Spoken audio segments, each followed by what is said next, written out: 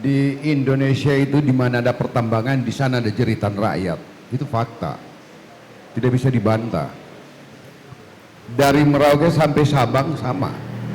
Rakyat selalu menderita. Sebenarnya konstitusi kita sudah menjamin bahwa segala pengolahan sumber daya alam itu harus adil. Tapi juga ada yang lucu di konstitusi kita. Pasal 33 ayat 3 tadi yang Bapak dari Kesabandaraan sebutkan, yang bunyinya bumi dan air serta kandungan alam di dalamnya dikuasai oleh negara. Negara kelihatannya benar-benar punya semangat menguasai segala apa yang ada di dalam bumi dan air. Negara benar-benar serakah. Bahkan ini sebenarnya juga tidak tepat. Bagaimana bumi dan air adalah milik negara, seandainya misalnya bumi dan air itu ada di Malaysia misalnya, ini sebenarnya pasal subversif bagi Malaysia.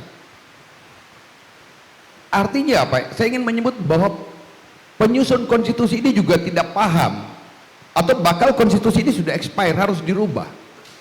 Ini yang kemudian ada undang-undang Minerba, yang kemudian faktanya jadi begini.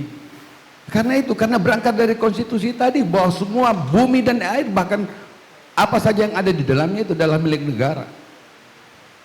Jadinya pemerintah dalam tanda kutip sebagai antek negara tadi menggunakan segala hal yang sudah diatur di konstitusi tadi.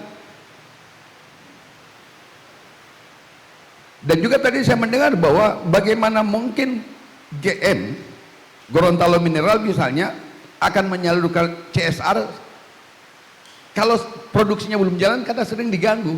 Bagi saya memang harus diganggu. Memang harus diganggu. Sebenarnya siapa yang mengganggu duluan? GM atau rakyat? Itu kan juga pertanyaan. Siapa yang ada duluan di bumi Gorontalo, di tanah kita ini? Rakyat kita. Sebelum Gorontalo Mineral masuk sudah ada rakyat mengeksploitasi emas di sana. Lalu kemudian GM datang atas nama negara dengan izin dari pemerintah. GM yang duluan mengganggu, wajarlah kemudian rakyat mengganggu. Itu pantas. Kalau GM tidak mau diganggu, cari solusi, apalagi ini perdata. Selesai ini masalah ini ingkrah, saya pastikan ada gugatan lagi. Gorontalo itu daerah yang hobi copy paste. Satu bunuh diri, nambah di beberapa daerah ikutan. Satu lolos di pengadilan gini, tunggu, banyak lagi LSM yang akan menggugat di pengadilan. Pasti akan berjubel. Saya justru menyarankan kepada Gorontalo Mineral, cari solusi. Libatkan rakyat. Karena rakyat memang itu tanah mereka. Negara yang kemudian memberi batas bahwa ini wilayah hutan, ini wilayah konsesi. Sesungguhnya asal mulanya itu adalah tanah rakyat.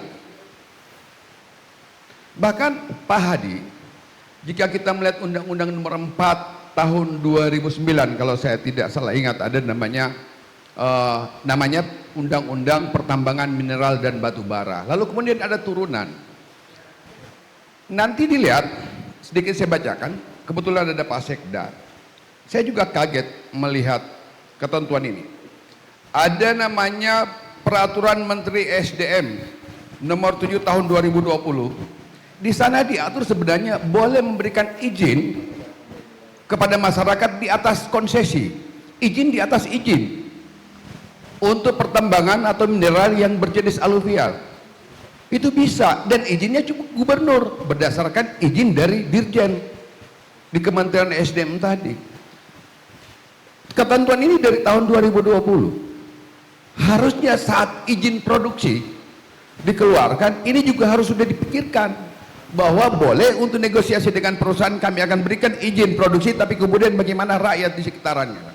Cuma saya sama dengan Pak Nixon tadi, saya mencurigai juga ada apa sebenarnya di balik ini. Padahal peluang rakyat untuk mengelola atau ikut terlibat di atas izin, di atas konsesi tadi sudah dibuka di peraturan perundang-undangan, tapi kemudian itu ditutup. Sehingga saya sarankan ke Pak Ariduke, perwakilan dari pihak perusahaan, saya menyarankan diberi kesempatanlah masyarakat, diberi kesempatan. Ya, kalau masyarakat diberi kesempatan, itu akan ada simbiosis mutualisme di sana, dan rakyat juga secara keseluruhan diuntungkan. Kalau tidak, kembali saya sampaikan seperti tadi bahwa rakyat akan berjubel, LSM akan datang lagi, banyak akan mendaftarkan gugatan di pengadilan, dan GSM hanya selalu disibukkan dengan itu. Dan daerah ini tentu tidak kondusif. Seperti teman saya, Pak Pakai tadi menyampaikan, syukur-syukur ini belum people power. Itu yang dikhawatirkan, ini soal pertambangan gampang dan mudah menghasut rakyat, kemudian membuat gerakan dengan masif dan membuat daerah tidak kondusif. Karena ini persoalan isi perut. Kalau rakyat lagi susah, perutnya sulit diisi karena ada orang atau pihak-pihak menghambat, memobilisasi rakyat dari sisi itu mudah. Jadi intinya saya menyarankan kalau bisa dicari titik temulah. Pihak GSM mengalah, mengajak masyarakat ikut terlibat di dalam, tentu dengan kesepakatan yang akan disepakati nanti. Mungkin demikian Pak Adi. Terima kasih. Baik.